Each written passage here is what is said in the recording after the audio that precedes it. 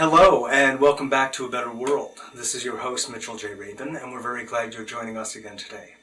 Today we are on location at Findhorn in Scotland and we are seated with its co-founder Eileen Caddy. Eileen is known the world over for her many books, last of which is this beautiful little tome, Opening Doors Within.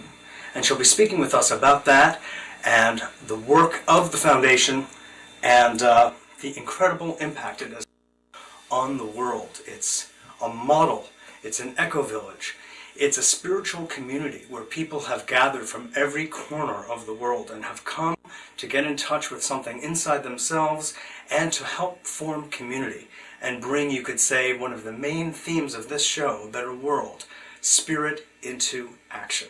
So we're very pleased and honored to have Eileen on the show with us today and speaking with us from her fount of knowledge and wisdom. Eileen, thanks so much for being on the show with us today. It's a pleasure. Good. So why don't you first tell us about what, after so many books, inspired you to write this last one? Well, it's just little bits of guidance that have come to me throughout the years, and it's been put together by David Platts. And here it is, and it's going out. I was told it would go, my word would go out to the four corners of the earth. And when I say my, it's the God within me. Yes. And so this is something that has gone out and out. And it's been translated into, I think it's nearly 30 languages. Mm. And so that is why when I read it every morning before I leave this house, I visualize a world family reading these little simple pieces of guidance. And it's a wonderful feeling of oneness, of wholeness. That's beautiful. That's beautiful. Peace. Oh, well, in fact, you have helped to create a world family right here on your doorstep. Absolutely. For the past some 40 years almost. Nearly 40 years. Nearly 40 years. It's not quite. It's 39 years this year, and it's 40 years next year. So in fact, a vision you had has actually come to fruition. Oh, it always does. You see, whenever I Tell us about that. Whenever I have a vision or I have a piece of guidance, and I always hold it in my consciousness, and I never let it go until it manifests in form. And God's promises do. They always manifest in form.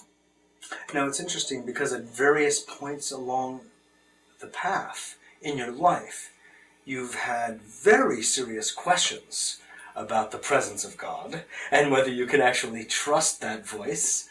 No, I've always trusted it.